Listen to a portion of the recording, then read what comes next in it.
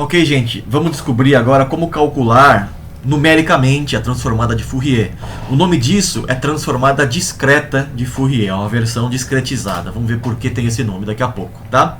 Antes a gente precisa voltar para a série de Fourier. Se você voltar na aula sobre séries de Fourier e calcular a série para tzinho entre 0 e tzão, você vai ver que essa daqui é a expressão, né, para a para a série de Fourier, de um sinal, de uma função f de t. O ômega n aqui é dada por essa expressão agora, 2πnzinho sobre t, né, o n um número inteiro, entre menos infinito e infinito, né, e os coeficientes cn são dadas por essa integral, e a integral é feita entre 0 e tzão. Tá? A transformada discreta de Fourier é nada mais do que calcular numericamente esta integral, tá? Que é o que a gente vai fazer agora. Vamos devagar porque tem muita informação nesse slide. Aqui no começo eu só repeti a expressão do último slide para o Cn. Essa expressão aqui está repetida aqui em cima, né? E a gente vai calcular essa integral numericamente como uma soma de retângulos, igual vocês fazem em cálculo 2, né, com uma definição de integral como soma de retângulos. Então a gente vai subdividir o intervalo de integração, né, entre 0 e tzão, em vários retângulos de largura ΔT dados pelo período t sobre um nzão, né, o n é um número inteiro grande, né, para os retângulos terem uma largura bem pequena, né, t sobre n com n grande dá uma largura ΔT bem pequena, e a altura dos retângulos é o valor da função em um lado do retângulo, né? Ou seja, vai ser o valor de f de t e a menos i ômega nt, um t dado pela posição do retângulo, né? As posições que esses retângulos definem são dadas por esses valores tj aqui, né? Que são dados por j, um número inteiro que vai de 0 até n, período t sobre o número de pontos ou o número de retângulos que eu usei para subdividir o intervalo de integração, nzão. Então, eu vou calcular o integrando, né, que é o que está dentro da integral aqui, só nesses pontos que me dão as alturas dos retângulos de largura ΔT. E aí eu substituo a integral, né, por uma soma de áreas de retângulos, que está aqui, né? Ó. O Cn é aproximadamente igual, bom, delta ômega sobre raiz de 2π, continua aqui, e a integral vira uma soma de todos os retângulos, né? A altura do retângulo, que são os valores da função, ou do integrando aqui, né? Nos tj, certo? Vezes o ΔT, que é a largura do retângulo, que é dado por t sobre n. Quando você substitui o tj por isso daqui, né, jt sobre n, e o ômega n correspondentemente, né, pelo slide anterior, ó, ômega n é isso aqui, 2πn sobre t, né, você obtém, e simplifica um pouco, você obtém isso daqui para o Cn, ó, tá? Cn vai ser aproximadamente igual a isso daqui. A transformada discreta de Fourier é simplesmente ignorar esse fator aqui pré-soma, né, e se concentrar apenas na soma, tá? Essa daqui é a transformada discreta de Fourier. É o valor desta soma para vários valores possíveis de n, né? Veja, o j é um número inteiro que vai de 0 até nzão. Tudo bem? E aí eu vou obter valores fn, né, que são a soma pelos j. Então o j não é mais uma variável que depois que eu fizer a soma de todos os termos neste somatório, né? Mas o n continua ali, então depende do valor de n que eu uso, né, para calcular o ômega n. Tudo bem? Que tem a ver com os coeficientes Cn da série de Fourier. Dá para demonstrar isso e é fácil de ver, eu peço que você confira, tá? Que essa fórmula aqui para a transformada discreta de Fourier gera n mais 1 valores para a transformada discreta, né? Porque a gente tem que tratar o sinal f de t como periódico, né? Veja que para a transformada de Fourier a gente pode transformar qualquer função, periódica ou não periódica. Para a transformada discreta, como a gente tem que escolher um período, ou seja, um intervalo de valores de tzinho, né? Fora desse intervalo, a função ou o sinal fzinho de t precisa ser repetido periodicamente, né? Assim como na série de Fourier. né? Na série de Fourier também. Você escolhe um período ou um intervalo de valores de tempo, de tzinho, e aí fora desse intervalo você repete periodicamente o sinal.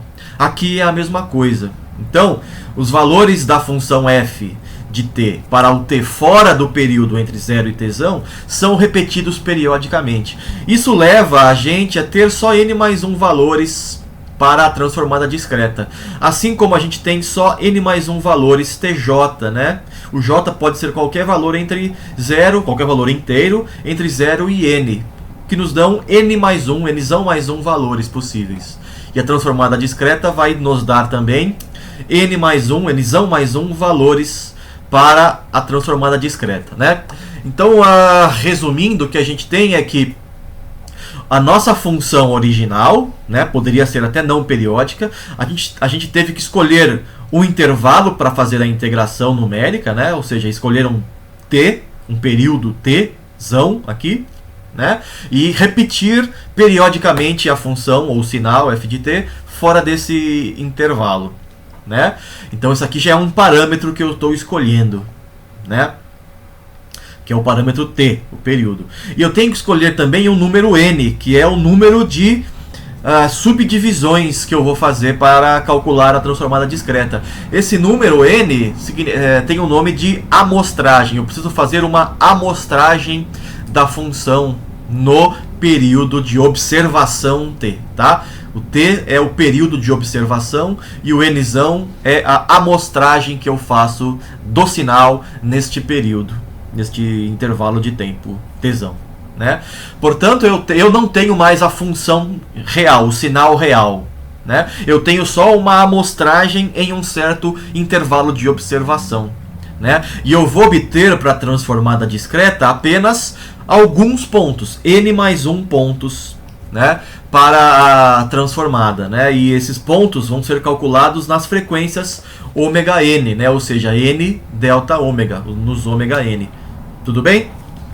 Né? Bom, para o delta t tendendo a zero, esse h aqui na verdade deveria ser delta t, que eu estou usando aqui, né? O delta t. Para o delta t tendendo a zero, né? Ou seja, para o n, perdão gente, deixa eu voltar lá, para o n tendendo a infinito, né? O n tendendo a infinito, o delta t tendendo a zero, a série de Fourier, né? Ou essa transformada discreta de Fourier, tende para a transformada verdadeira de Fourier, né? A menos de um fator multiplicativo aqui, raiz de 2π sobre n, que eu estou ignorando, né? Para calcular a transformada, porque ele só multiplica, é um número que multiplica a soma, né? Então não faz muita diferença para o computador, né? Isso vai só alterar a amplitude, né? Ou o valor máximo de Fn, e não a posição ômega n aqui, né? Portanto, eu posso ignorar isso daqui, né? E se eu faço o delta t tendendo a zero ou o n tender a infinito, eu obtenho a transformada de Fourier a menos de um fator multiplicativo, né? Obviamente que eu tenho que também fazer o t tender a infinito para obter a transformada verdadeira, né? Veja também que porque eu estou subdividindo o intervalo, né, t em um certo número de pontos, e eu estou escolhendo um período de observação, existe uma máxima amplitude que eu consigo captar usando a transformada discreta, né, que corresponde a fazer o nzinho igual a nzão nessa fórmula, né? Então, o ômega máximo vai ser o nzão delta ômega, né? Como o delta ômega é 2π sobre t, né? Como eu disse antes, né? 2π sobre t é o delta ômega. A frequência máxima que a transformada discreta consegue captar é 2π, aqui é o nzão, tá? 2π nzão sobre t. Eu vou colocar esse slide, essa apresentação corrigida no Google Sala de Aula, tá? Então é 2π nzão sobre t. Tá? A gente vai ver daqui a pouco que, na verdade, a máxima frequência é apenas metade desse valor. A gente vai tentar entender por que daqui a pouco. Tá? Bom, a transformada discreta de Fourier também tem a sua versão... a transformada inversa de Fourier também tem a sua versão inversa, né, discreta, que é a transformada discreta inversa de Fourier. né? Aqui está a repetição da transformada discreta de Fourier, do último slide, essa daqui. E consulte a apostila para ver qual é a expressão para a transformada inversa, que é essa daqui, tá? Novamente, né, a transformada discreta de Fourier nos gera n mais 1 valores para a transformada em função de frequências escolhidas, e a transformada inversa recupera os valores do sinal, né, os fzinho de t. Tá? Recupera os n mais 1 valores usados para obter a transformada discreta. Tudo bem? Eu espero que tudo isso fique mais claro quando a gente começar a calcular isso usando Python. Tá? Em Python, o algoritmo que faz as contas para você se chama Fast Fourier Transform, ou FFT. Tá? Né? A transformada rápida de Fourier. É um algoritmo que permite ao computador fazer essas contas da transformada discreta em um tempo humanamente aceitável, né? Se não fosse esse algoritmo, o FFT, né, a gente não conseguiria usar o computador para obter a transformada discreta, tá? E aí, portanto, seria só uma curiosidade, não teria nenhuma aplicação. Só funciona porque existe esse algoritmo que permite a gente calcular muito rapidamente a transformada discreta, tá? Em Python, isso está implementado na biblioteca SciPy, no submódulo, né? scipy.fftpack. Aqui tá, se vocês quiserem consultar a ajuda desse módulo, é só clicar aqui na apresentação, tá? Versões mais recentes do SciPy tem um novo módulo, esse módulo FFTPack é sugerido que não seja mais usado, mas as versões mais recentes do Ubuntu, por exemplo, e provavelmente as versões mais recentes de distribuições em Windows, ainda não tem isso implementado, tá? Então o FFTPack continua disponível a ser usado e não tem muita diferença na hora de usar, tá? A diferença está na implementação, então a gente não enxerga isso. Está apenas como as versões FFT e FFTPack foram implementadas, né? Então as diferenças estão internamente no código. A interface de uso é praticamente a mesma, tá? Então pode continuar usando o FFTPack se você não tem a versão mais recente do SciPy. Tudo bem? Se você tem a versão mais recente, sugiro, como os desenvolvedores do SciPy recomendam, que você troque para o FFT e não para o FFTPack.